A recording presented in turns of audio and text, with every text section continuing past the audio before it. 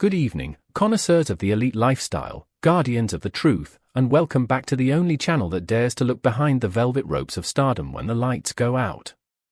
You are watching Mr. Magazine, and I am your host, guiding you through the glittering, yet often treacherous, world of celebrity. Tonight, we are not discussing a celebration. We are discussing a ghost. We are talking about the party of the decade that vanished into thin air, leaving behind a trail of broken contracts, stranded billionaires, and a romance that may have finally hit an iceberg it cannot survive. We are talking about Yaman, the king of Rome, and the night his empire reportedly crumbled under the weight of an email. It was supposed to be the coronation of his international brand. It ended as a cautionary tale of hubris. What happened in that Roman mansion on December 28th? Who pulled the plug? And is Sara Bluma the architect of this disaster, or merely a scapegoat in a much larger game? But before we step into the ruins of this cancelled dream, I have a request for my loyal community.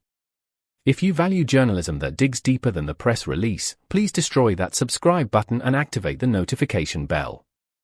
We are building a fortress of truth here. For those who wish to stand with us on the front lines and receive exclusive insights, the join button is waiting for you below.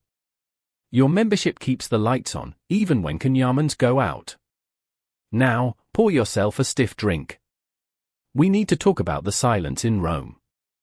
In the cold, cobblestone streets of Rome, where history is etched into every stone and the air vibrates with the weight of centuries, preparations were underway for a splendor befitting the final days of 2025.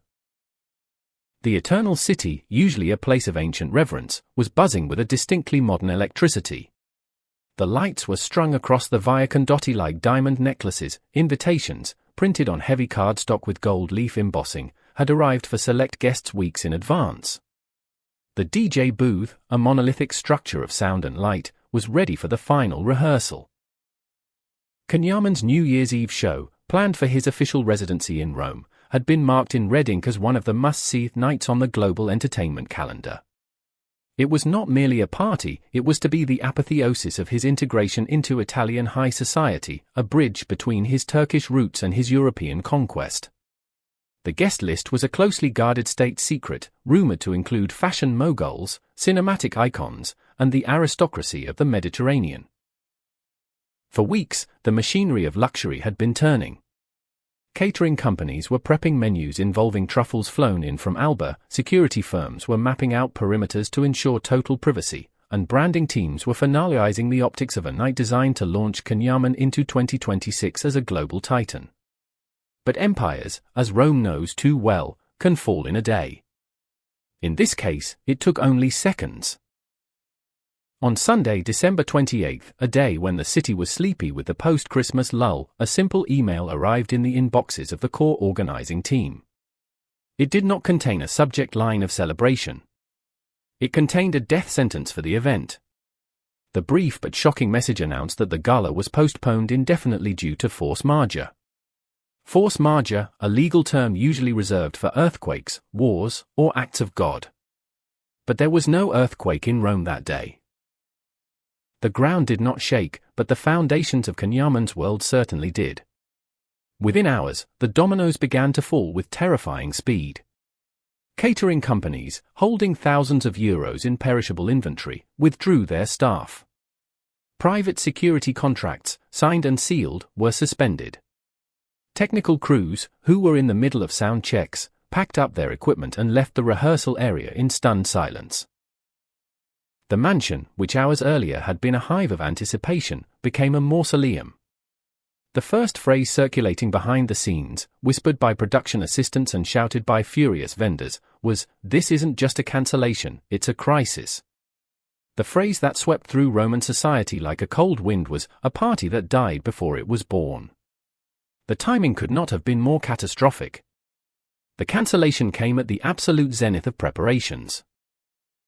Some international guests, having flown in on private jets from Dubai, London, and Istanbul, had already arrived in the city. They were unpacking their tuxedos and gowns, only to find the mansion's gates suddenly and inexplicably closed. Reportedly, the chaos was absolute. Concierge services scrambled to redirect VIP guests to emergency hotel suites, as the accommodation provided by the event was revoked. Merchandise from luxury brands. Goodie bags worth thousands, branded decor, exclusive preview items, was collected under strict confidentiality protocols, loaded into unmarked vans, and whisked away as if it were evidence at a crime scene. The financial fallout is estimated to be staggering. Non-refundable deposits, the suspension of television sponsorships that were set to cover the red carpet, and the logistical costs resulted in a multi-million-dollar bill that someone will have to pay. But beyond the money, the reputational damage was incalculable. So, why was such a titan of an event called off at the last minute? Nature abhors a vacuum, and in the absence of truth, blame rushed in. And the target of that blame is Sara Bluma. The biggest question circulating in the entertainment world is whether the cancellation was the direct result of a nuclear fallout between Yaman and Bluma, following recent public tensions between the couple. Small cracks that had begun to show in their polished facade, accusations quickly spread that the model was the architect of this destruction. According to international investigative press sources, the crisis began when Bluma allegedly demanded last-minute changes to the guest list and the media coverage strategy. It is claimed she wanted veto power over who would be in the room and how the night would be documented.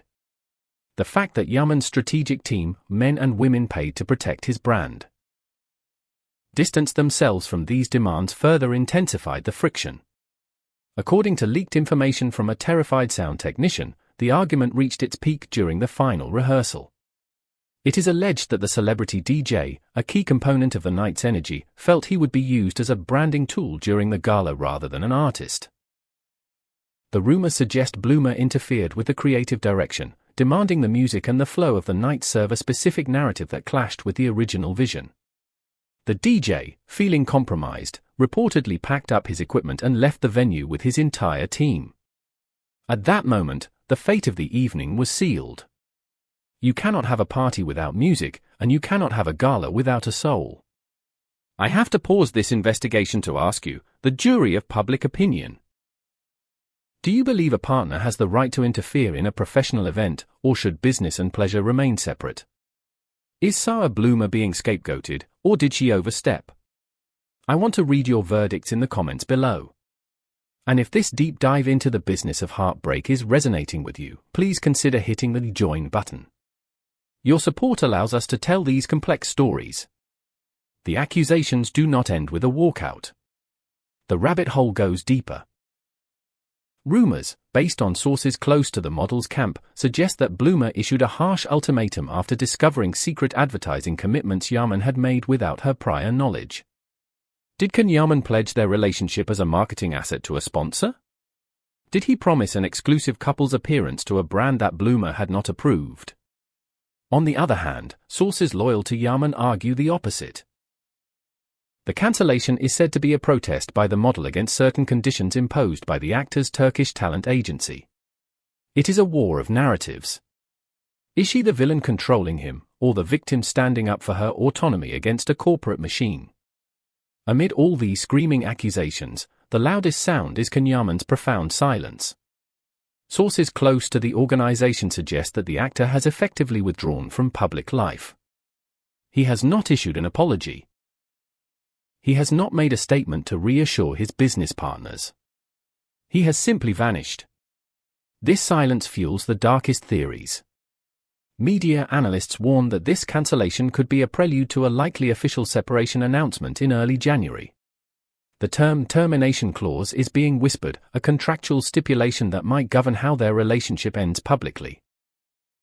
On social media, fans are practically mobilizing a search party, desperate to know where the actor is and what his emotional state is. The truth is that Yaman's New Year's Eve celebration has gone down in history as the first event in years that made more noise by not happening. The headline, Yaman's blackout, Sara Bluma's ultimatum, has become the defining story of December 2025. This news overshadowed all other Christmas announcements. The dark silhouette of that Roman mansion, which was expected to be a beacon of dazzling light, now stands as a monument to a harsh reality. Neon lights, multi-million-dollar contracts, and flawless plans can all lose their meaning in the face of the fragility of the human heart. In the days following the cancellation, the fact that Yaman has not been seen in either Rome or Istanbul has turned the situation into a mystery thriller. Paparazzi are staking out his usual haunts. The gyms, the restaurants, the airports, but he is a ghost. His private jet activity is under scrutiny by aviation trackers. While some Italian sources claim Yaman has retreated to a secret villa on the Mediterranean coast to lick his wounds in isolation, Turkish gossip circles are buzzing with a more alarming possibility. The actor is said to be going through a period where he has completely lost control, perhaps for the first time in his career. According to sources close to him, Yaman is now taking stock of a night in which nothing went according to plan. It wasn't just a party, it meant that the international image he had meticulously cultivated over the years, the image of the unstoppable conqueror, was called into question in a single night. The real debate in the world of celebrity gossip centers on a deeper, more cynical point. Was the relationship between Yaman and Sara Bluma managed from the outset more as a high-profile branding collaboration than a romantic union? Was the New Year's Eve gala simply a presentation of this collaboration? The gala night was reportedly planned not only for entertainment but also as a soft launch of new projects, international deals, and even joint campaigns for 2026. They expected to shine together. Therefore, the cancellation signifies a collapse not only emotionally, but also strategically. If the product, the couple, is broken, the launch cannot happen. All these events increasingly reinforce one possibility: this crisis is not a temporary storm. According to media analysts, the cancelled New Year's Eve party could, in fact, be the moment the relationship ended for good. Even without an official statement, the actions taken by both parties, the withdrawal, the silence, the logistical dismantling, suggest that a shared future plan has been shelved. The final phrase circulating behind the scenes is quite shocking: this isn't news of a breakup, it's the sound of an impending breakup. It is the rumble before the earthquake.